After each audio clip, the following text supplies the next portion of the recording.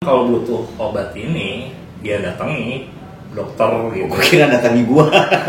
Datangi dokter, jangan beli di pasar gelap gitu. Karena ini masih obat-obatan psikotropika juga, ada pasal-pasalnya. Oke, ini yang jelas ada sangkutan hukum jika teman-teman beli di pasar gelap, itu masalahnya. Iya. Gitu kan, jadi lebih baik ya kalau memang membutuhkan itu dan merasa membutuhkan itu ya harus keluarnya dari resep dokter kan gitu ya. Ya, teman-teman, kami akan bahas tentang ini karena rupanya masih banyak pertanyaan juga soal benzo. Lagi-lagi benzo kan? Ya, benzo. Lagi-lagi benzo rupanya yang banyak ditanyakan dan kali ini kita akan bahas tentang Riklona. Riklona dari beberapa episode juga pernah ada yang nanyain bahas Riklona dong dan ya semacamnya lah. Iya. Dan kita nggak di endorse sama. Iya ruangannya kunaon kieu. Ya, apa? Kami lagi ngungsi. ya, selamat datang di tempat kami yang baru. Jadi itu kos lah. Jadi tempat kos lah. Ya, Kos-kosan dulu lah. Kos-kosannya prima teman-teman. Nah, di studio yang baru ini, yang mudah-mudahan lebih representatif ini. Ya, kita kan bahas tentang Riklona, Pak. Tadi disclaimer udah ya bahwa kita tuh karena merah. Kita nggak di-endorse. Dan kita nggak di-endorse. Pabrik obatnya. Nah, ini semata-mata sekali lagi kami bahas karena sering jadi, ya saya bilang sih sering jadi persoalan. Sering dipersoalkan orang juga, sering dipakai mabok. Kan intinya channel ini kan gitu ngebahas hal-hal yang memabukkan kan. Dan bagaimana supaya tidak membahayakan gitu konsumsinya. Iya, itu yang informasi seperti itu yang ingin kami sampaikan. Kenapa saya bilang Riklona ini sering jadi salah satu dari merek obat yang sering jadi masalah? Teman-teman ingat nggak? Tahun 2016 itu 2020 ya. 2020 ada, tahu kan siapa Lucinta Luna? Oke. Nah, tahu Luna, ya. Ya pesohor lah, seleb lah. Seleb ya. Pesohor itu kan bermasalah dengan hukum waktu itu karena ternyata dia kedapatan memiliki ada dua ya kalau saya nggak salah yang jadi dua pil ya, dua jenis pil. Ya, dua jenis pil. Yang satu adalah tramadol, ya kan? Ya. Tramadol, satu lagi Riklona. Jadi orang pada saat itu seperti inilah mengingatkan kita pada kasus Dumolit, Ya, Dumolit. pada Tora Sudiro kan. Jadi orang pada nyari lagi itu apa sih? Nah Riklona itu apa gitu kan? Jadi orang juga karena di dalam tasnya Lucinta Luna waktu itu ketahuan ada salah satunya Riklona itu. Itu tahun 2020 kalau teman-teman ingat. Nah dan media menyebutkannya merek ya. Merek gitu loh. Jadi bukan benzodiazepinnya atau apa kan gitu ya. Bukan clonazepamnya gitu kan, tapi Riklona ditulisnya. Dan tramadol waktu itu ya. Nah, tramadol sendiri teman-teman udah ada deh dalam salah satu kanal di Indonesia Tanpa Stigma ini yang udah membahas cukup dalam soal tramadol dan itu penontonnya paling banyak ya, tramadol. Oke. Nah, tapi jauh sebelum 2020 sebetulnya Pak dan teman-teman itu kalau kawan-kawan telusurin lagi pemberitaan aja, pernah loh ada satu kasus heboh di Jakarta, terutama di kawasan Blok M waktu itu tahun 2016, artinya 4 tahun sebelumnya, jauh sebelum pandemi malah. Itu ada pengemis anak-anak, bayangin 6 bulan. Anak 6 bulan. Jadi ini sebetulnya kasus eksploitasi anak. Kasus eksploitasi anak. Biasa bayi yang disewa-sewakan Pak. Buat ngemis, buat ngamen itu kan banyak kan, fenomenal kan. Banyak di beberapa kota besar lah. Termasuk setahu saya di Bandung juga ada, di tempat rumah Semara ada. Pernah kejadian seperti itu. Nah, bayi ini saat disewa-sewakan itu kita nggak tahu ya motifnya, apakah biar tenang tuh bayi dibawa mengemis atau apa. Yang jelas bayi yang disewakan ini dikasih Riklona dulu. Edan tuh Pak, bayi 6 bulan Pak. Iya. Bayi 6 bulan. Dan itu beritanya rame waktu itu. Saya ingat betul beritanya rame dan orang juga mencari tahu apa itu Riklona. Kok bisa sampai membuat, katakan saja membuat bayi ini seolah-olah pingsan gitu, tenang. Dan ternyata ya begitulah salah satu mungkin efek dari Riklona gitu kan. Karena Riklona ini anti cemas kan ya, anti kejang. Anti cemas, Oke, anti kejang. Itu pengantarnya cukup panjang karena memang ada beberapa hal menarik dari situ soal Riklona. Maka mari kita bahas soal Riklona ini. sesuai permintaan penonton ya. Meskipun ya namun deui sih dibahas eta benzo gitu kan. Oke. Iya, pertama dari benzodiazepin dulu ya gitu. Ini obat yang diciptainnya tahun 1955 Kang. Gitu. Jadi adalah namanya Leo Sternbach, dia kimiawan, kerja di perusahaan Hoffmann La Roche kalau namanya, itu perusahaan Swiss ya, Roche itu. Makanya kalau kita lihat di kemasan obat itu ada perusahaan itu ya namanya. Roche itu. Nah yang dia kembangin tuh adalah namanya mereknya lithium, terus ada nama generiknya gue lupa apa, kemudian ada juga diazepam dan itu nama mereknya Valium, dan itu cukup terkenal kan, sampai Rolling Stone aja kan. Iya, Valium itu kalau mengingatkan pada beberapa dekade yang lalu itu beken. Little Mother's Help tuh.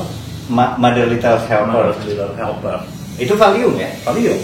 Itu. Oh ya, lagu ya teman-teman kalau suka Rolling Stone ada salah satu lagu judulnya Mother Little Helper ya. Itu ternyata tentang Valium ya. Dan Valium, kemudian juga nitrazepam yang udah kita bahas juga, kemudian juga salah satunya clonazepam itu. Waktu itu kalau nitrazepam itu kan mogadon ya? Mogadon ya, Dumolid ya. Oke, itu pernah dibahas. Nah, kalau clonazepam nama generiknya. Mereknya ada Rivotril, kita pernah bahas juga itu. Ya sekarang lah kita akan bahas itu. Kemudian ada Klonopin, terus yang terakhir ya Riklona ini. Mungkin kalau lu gitu, zaman lu nggak kenal gitu nama Riklona tuh nggak ada rasanya ya di 80-an akhir itu nggak ada gitu. Atau 90-an awal itu kan orang taunya Rivotril. Nah, tapi lu tahu dong Rivotril? Iya, Rivotril kan di tahun-tahun itu kan di ya 80-an akhir lah ya atau 90-an awal kali ya. Iya. Itu kan Rivotril ya. Rivotril. Dan ternyata sama itu clonazepam juga. Clonazepam juga. Kan dulu yang produksi Roche itu namanya Rivotril. Nah, yang sekarang anak-anak sekarang itu kenalnya Riklona. Gitu, yang bikin Mercy, perusahaan Mercy. Oh, udah beda perusahaan yang bikinnya. Beda perusahaan. Di endorse berapa ke perusahaan coba ya, Roche, Mercy dan Pfizer gitu. Oke. Nah memang salah satu kenapa kemudian tadi bayi itu dikasih obat-obatan itu juga itu kan salah satu dibuat alasan dibuatnya itu untuk sebagai penenang gitu ya, anti cemas. Untuk tidak cemas, kemudian juga anti kejang gitu, anti cemas, anti kejang, kemudian juga bisa ini untuk mengobati insomnia, mengatasi insomnia, susah tidur, gitu. Ya membuat perasaan lebih tenang, lebih rileks kali ya, jadi nggak terlalu tegang. Nah kalau kebayang kan itu orang dewasa aja mungkin bisa tidur gitu dengan itu, kebayang kalau bayi gitu. Ya dari kasus eksploitasi anak itu teman-teman yang saya tahu ya katanya itu sampai Menteri Pemberdayaan Perempuan dan Perlindungan Anak waktu itu Yohana Yambise itu sampai turun tangan. Artinya ya oke, ini ada satu kasus eksploitasi anak, tapi di satu sisi ya kebayang itu sih gitu. Itu termasuk ini juga nggak sih, kan dulu suka ada tuh babysitter yang nakal gitu yang biar kerjanya nggak repot gitu ya. Saya nggak tahu juga ya. Bisa jadi loh. Bisa jadi dikasih Riklona gitu kan biar tenang. Maksud gue gini loh, Riklona itu salah satu obat yang cukup mahal gitu. Nah itu dia. Dari kasus dikasihnya betul dari kasus itu aja ditelusurin kan itu ternyata Riklona dan pelakunya dari kasus yang bukan Lucinta Luna loh ya. Kasus yang pertama tadi yang saya bilang tadi 2016 ada pengemis yang ketahuan mengeksploitasi anak, disewa-sewakan dan dikasih Riklona. Nah itu kan itu kan kerja jalanan ya maksudnya mengemis, mengamen gitu ya. Itu kok yang diberikan adalah Riklona yang buat saya mungkin harganya relatif ya buat kita ya relatif lebih beda lah dengan beberapa obat paracetamol gitu ya, benar nggak? Itu kan murah meriah lah ibaratnya, obat warung atau masih aja sebutlah merek Antimo gitu. Itu kan jauh lebih tidur juga. Riklona itu kan ratusan ribu kan? Iya. Iya. Yang lu tahu satu stripnya berapa? 100 ribuan lah ya. Iya. Gua nggak tahu tepatnya berapa. Oke. Tapi mungkin ya tembus lah di atas ratusan lah ya. Teman-teman boleh cari deh. Karena kami nggak, sekali lagi kami nggak dibiayai oleh perusahaan itu, ngapain juga kita iklanin ya. Nah, yang pasti harganya kan jadi nggak masuk akal. Maksud gua ini kan pengemis. Tapi kok bisa? Mungkin karena khasiatnya itu kali ya. Efeknya kali ya. Iya. Atau efeknya mungkin, luar biasa mungkin ya, gitu. yang ngasih itu dia ini juga distributor Mercy itu. Jadi jangan lupain juga fenomena pengemis itu kan ya uangnya banyak sebetulnya kan. Bisa jadi. Bisa jadi memang mereka mampu, intinya kan gitu. Intinya mampu. Jadi mereka bisa jadi mampu untuk beli itu dan memudahkan operasionalnya, bayi itu tenang, dapat duit ratusan ribu gitu. asal kumaha gitu Pak, kemanusiaan juga terganggu. Oke. Kemanusiaan dan dompet pasti terganggu. Itu tiap hari lah dompet terganggu mah. Nah gini Pak, Riklona itu oke, tadi lu udah jelasin ya, sebagai farmakolog abal-abal, itu kan itu punya khasiat seperti tadi, anti kejang, anti cemas juga, dan setahu saya teman-teman ingat Musa ya, udah meninggal yang mendiang Musa, yang memang dulu itu juga saat mengonsumsi saat dia mengalami epilepsi kejangnya, itu mengkonsumsi itu juga Riklona ya, salah satu. Saya nggak tahu pastinya Riklona atau apa, tapi yang pasti turunan dia benzodiazepin gitu. Mungkin diazepam, pastilah kayak Bu Dwi, terus Bu Santi itu apa betul tuh yang memperjuangkan diazepam, yang memperjuangkan gajah medis tempo hari ya teman-teman ya. Itu mungkin efektif ya untuk mengatasi kejang, karena kan itu kan. Bahkan kalau nggak salah waktu itu di pleidoinya Fidelis itu menyebut salah satu merek alprazolam. Jadi mendiang istrinya itu dikasihnya alprazolam. Oke. Ya tentunya itu kan orang berharap dari sebuah obat itu kan khasiatnya ya. Khasiatnya bisa mengatasi ya nyeri atau mengatasi kecemasan kalau dalam hal ini ya, dalam hal Riklona itu kan mengatasi kecemasan. Nah, setahu lu Pak sebagai farmakolog abal-abal itu setiap obat tentunya kan ada aturan pemakaian kan. Saat mana sih dia berbahaya? Saat dia sudah ketergantungan terhadap obat itu. Nah itu yang saya dengar katanya sewaktu dia rutin dikonsumsi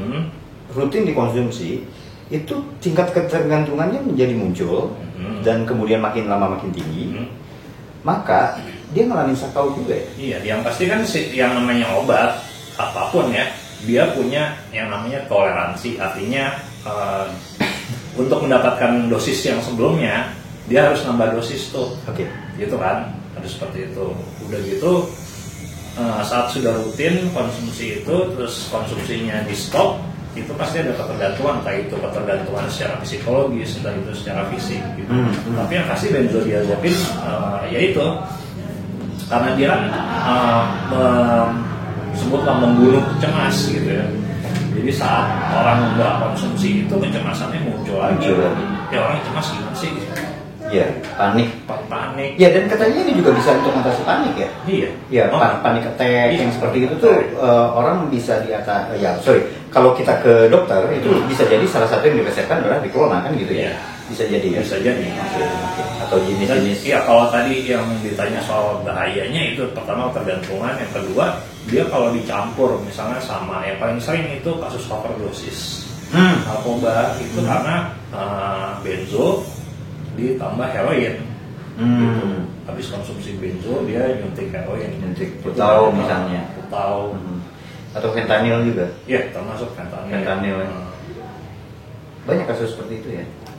Yang overdosis kan yang kode ya gara-gara itu. Mix. Ceritain ke saya kenapa kemudian gini. Kan pakai itu aja, pakai heroin aja udah bisa bikin, katakan aja kalau bahasa awam bilang fly, giting, mabuk gitu ya, kobam gitu nyepatnya, bisa enjoy lah orang kayaknya kan gitu kalau yang pakai. Tapi kok dia masih nambah juga dengan apa? Dengan tadi benzo misalnya. Iya, mungkin kurang. Biar nambah gitingnya itu. Makin lama kebutuhannya makin tinggi ya. Iya, makin tinggi. Nah, apalagi kan misalnya Putau itu kan dia nggak ada yang ngawasin tuh produksinya, dia dibikin asal-asalan. Kalau kita dapat misalnya barang yang bagus gitu, cukup tuh. Nah, biasanya orang kan udah mah dia punya toleransi tadi gitu, barangnya lagi jelek gitu yang ada di jalanan. Jadi untuk angkat itu kebanyakan jangki gitu, sebut aja lah ya. Itu pakai benzo dulu, minum benzo dulu baru nyuntik gitu, biar terasa. Iya, biar terasa, biar nendang itu ya. Jadi 2 dimensi lahnya. 2 dimensi. Ya kan dulu kan istilahnya gitu ya. 3 dimensi tambah minum. Topi miring misalnya gitu kan. Ya kan itu kan dimensi di istilahnya kalau dulu kan 3 dimensi urang gitu kan. Nah itu 3 dimensi. Kenapa menyebabkan banyak kematian? Karena itu si benzo itu dia kan depresan, dia menekan susunan saraf pusat. Ininya ke napas kan. Napasnya jadi tertekan. Okay. Sama heroin juga gitu, dia depresan juga. Jadi kuadrat lah itu si depresannya. Double jadinya ya. Jadi kematiannya karena gagal napas gitu. Rata-rata begitu. Itu sama kayak habis minum alkohol terus nyuntik Putau gitu. Sama aja, dia depresan juga sebenarnya alkohol itu. 2D ya berarti ya itu 2 dimensi ya. Satu minum dulu, terus biar karena merasa masih kurang juga dinyuntik gitu kan, atau sebaliknya ya misalnya, dan kemudian sering menyebabkan overdosis meninggal. Ya, kasus overdosis itu kan juga tidak sederhana sebetulnya ya. Satu waktu kita sih pengen bahas itu juga Pak, dengan lebih detail. Kenapa? Karena saya sering tergoda untuk bahas tentang naloxone. Kenapa sih naloxone kok nggak umum gitu di Indonesia? Padahal di Indonesia. Padahal itu kan apa ya, berkhasiat untuk menyelamatkan nyawa kan gitu kan. Gitu. Jadi naloxone ini kelihatannya satu waktu perlu kita bahas lebih ini. Kalau perlu saya sih berharap ada yang berwenang yang bisa menjelaskan itu kebijakannya. Kenapa sih naloxone tidak mudah kan memperoleh naloxone? Naloxone itu kan bukan hanya nggak mudah, tidak tersedia. Naloxone kan penawar. Ya, penawar saat opioid ya. Artinya untuk morfin, fentanyl. Oke. Balik lagi banyak yang nanya juga, cara berhenti ketergantungan gimana sih? Kalau ini kan lagi bahas Riklona kan. Nah itu banyak yang nanya juga itu tuh gimana? Ya berhenti. Banyak yang nanya. Di email, di komen. Iya berhenti. Ya kawan-kawan itulah misterinya ya. Nah gini kami sih pernah menyarankan untuk salah satu opsinya adalah berhenti aja gitu. Tapi bukan berarti nggak ada yang bisa, ya ada yang bisa berhenti. Meskipun ya kami akui bukan perkara mudah. Ya itu bukan perkara mudah, dan faktanya banyak yang kemudian masih terus udah berhenti terus konsumsi lagi, relapse istilahnya. Nah yang perlu dihindari kan sebenarnya bahaya saat dia pakai lagi ini gitu. Kenapa yang lebih berbahaya? Ya kan bisa aja tadi overdosis kalau dia campur sama heroin gitu. Oke. Atau misalnya minumnya kebanyakan itu bisa overdosis juga. Atau misalnya yang ini deh yang klasik ya, terjadi sama alkohol juga. Habis minum obat itu ngendarain kendaraan bermotor gitu bisa tabrakan lah. Oke.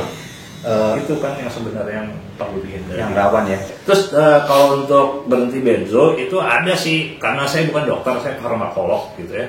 Apa-apa.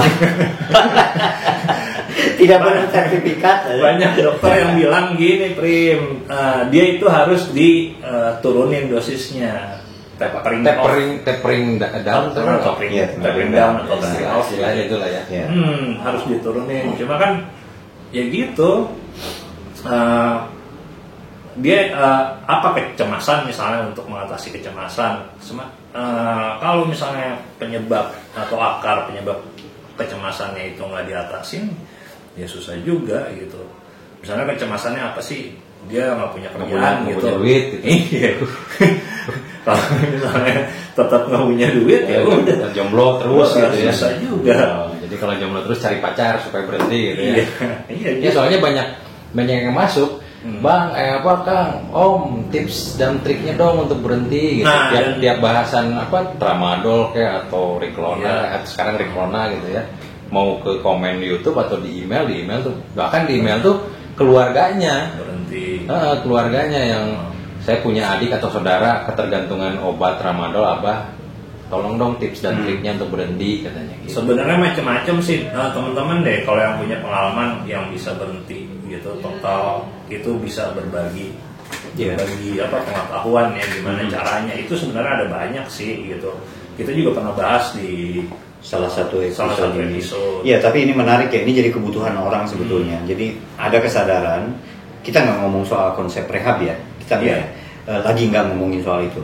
Tapi dari pertanyaan-pertanyaan yang muncul, teman-teman, itu kan mencerminkan sebetulnya orang juga nggak nyaman saat tergantung kan gitu, saat tergantung pada sesuatu dalam hal ini kecanduan narkoba, katakan aja gitu.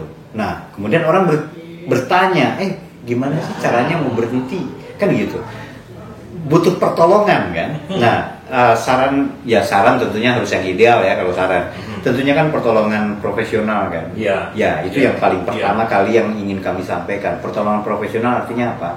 Artinya mungkin teman-teman bisa mendatangi dokter, bisa mendatangi saya nggak tahu apakah psikolog atau psikiater misalnya, atau itu yang jelas tenaga profesional. Kalau saya lihat di beberapa film deh, itu kan seringkali ada konseling pada akhirnya dan sebagainya. Itu saran harus yang ideal kami sampaikan. Tapi kemudian ada juga pada faktanya saran-saran yang berlaku di secara natural aja, secara alamiah aja di lingkungan kita. Ada juga yang bisa berhenti. Iya. Tanpa harus misalnya mengalami ke dokter. Tanpa harus ke dokter misalnya. Ada beberapa mungkin dan saya percaya ada di antara ribuan orang atau GR banget ya, ribuan subscriber kanal ini pasti jutaan subscriber kami. Udah jutaan loh. Jutaan ya. Nah, yang apa namanya, yang pernah mengalami itu bisa berbagi gitu loh. Saya tahu kok ada beberapa yang gue misalnya contoh dulu, gue bisa loh berhenti itu, pokoknya bebas lah, enak katanya, ketimbang kecanduan waktu itu dalam episode yang mana ya, saya lupa, tramadol atau ampra atau apa, padahal dulu dia pakai terus katanya rutin. Nah, mungkin yang bersangkutan bisa berbagi deh, kalau kecanduan Riklona dan bisa berhenti dan pengen berhenti tanpa harus ke dokter, katakan aja gimana sih caranya gitu kan. Mungkin ya kalau tadi cara yang disampaikan oleh kami kan terlalu ideal, misalnya datang ke profesional, mungkin bahkan waktu itu kita pernah tuh yang dokter Elvin bilang ketagihan benzo ini akhirnya itu bukannya kemudian berhenti gitu, ada yang bisa berhenti, tapi kebanyakan adalah mengendalikan konsumsinya. Gitu. Artinya dia bilang bahwa kalau lagi butuh aja, kalau butuhnya tiap hari gimana? Oke, nanti kita putar pada bagian itu ya.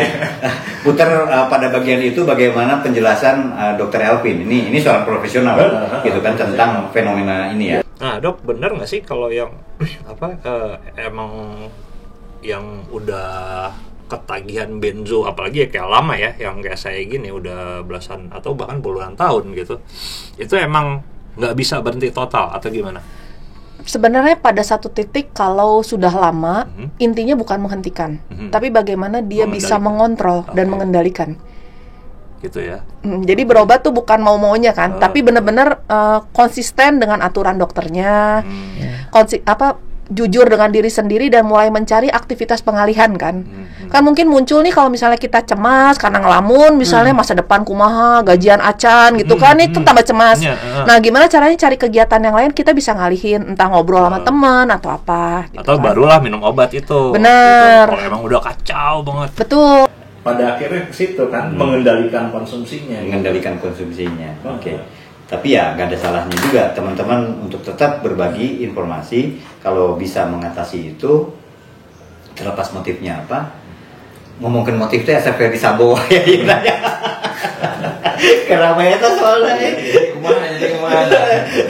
Terlepas dari motifnya apa mengatasi apa kecanduannya, teman-teman boleh berbagi deh di sini. Siapa tuh ada yang saya mah cukup dengan mengalihkan perhatian dengan apa olahraga atau apa. Kan banyak yang klasik, yang klise seperti itu kan suka ada banyak. Terus dia punya kecanduan yang baru, mancing misalnya kan gitu. Ya Allah gitu. Nah yang soal clonazepam juga ya, itu obat ini dia efeknya lama gitu dibandingkan dengan misalnya alprazolam. Begitu ya? Dia bisa sampai 12 jam, makanya ini cukup populer sih. Nitrazepam, clonazepam itu dan harganya relatif lebih mahal ketimbang misalnya alprazolam atau Dumolid ya. Dumolid panjang, mahal dia. Iya lebih mahal kan? Iya lebih mahal kan? Makanya harganya lebih mahal. Riklona kan lebih murah kan? Iya. Maka kemudian lebih populer. Maksudnya antara Riklona dan Dumolid itu efeknya sama-sama panjang, bisa sampai 12 jam. 12 jam ya. Jadi orang giting 12 jam ya. Iya, efeknya ya. Nah, oke. Pat, saya juga secara awam sering dengar orang mencampurkan itu. Kalau tadi kan lu bilang, lu tadi baru mencontohkan dengan beberapa jenis yang memang jenisnya ya juga sebut aja gitu ya, dengan heroin lah atau dengan alkohol katakan aja begitu. Kalau campur nasi padang gitu. Bukan, suka ada yang minum dengan apa namanya kopi. Bukan, minuman berkarbonat misalnya, soda. Nah itu emang memang berpengaruh gitu, lebih bahaya. Sugesti dia aja ya. Nggak ada pengaruh apa-apa ya sebetulnya. Nggak nambah giting juga. Oke. Tapi lebih berbahaya nggak? Nggak juga. Soda adalah soda ya. Soda. Dia punya bahaya sendiri aja gitu kalau dikonsumsi. Berbeda juga kan, bukan air putih mineral kan. Betul. Oke, soal Riklona ini, apalagi nih yang perlu diperhatikan orang soal Riklona? Menurut Bapak farmakolog, itu kali ya. Yang paling penting adalah ya ketahui zatnya sih kalau buat kami. Zatnya, terus juga ya itu sampai sekarang udah banyak gitu kajian-kajian yang menunjukkan bahwa ketagihan benzodiazepin gitu, nggak cuma clonazepam aja, itu bisa efeknya jangka panjang gitu, bisa sampai tua, bisa sampai seumur hidup bahkan. Jadi ya hati-hati aja gitu dengan konsumsi obat ini. Ya, kami pernah bahas ini beberapa soal benzo terutama ya, secara umum ya, benzo itu ada di beberapa tayangan kanal ini teman-teman. Jadi bisa eksplorasi dari sini. Sama satu lagi, ada website Rumah Cemara. Di situ kalau teman-teman mau tahu apa efeknya, kemudian juga gimana riwayatnya, apa obat-obatan ini, kemudian bagaimana perdagangan gelapnya, itu teman-teman boleh eksplorasi saja di situ. Saya pikir ini akan bermanfaat buat orang yang mencari tahu apa itu Riklona misalnya. Dan yang penting mumpung keingetan nih, teman-teman kalau butuh obat ini, dia datangi dokter gitu. Gue kira datangi gua. Datangi dokter, jangan beli di pasar gelap gitu. Karena ini masih obat-obatan psikotropika juga, ada pasal-pasalnya. Oke. Ini yang jelas ada sangkutan hukum jika teman-teman beli di pasar gelap, itu masalahnya. Iya. Gitu kan. Jadi lebih baik ya kalau memang membutuhkan itu dan merasa membutuhkan itu ya harus keluarnya dari resep dokter kan gitu ya. Kalau nggak mau berurutan dengan undang-undang psikotropika kan gitu.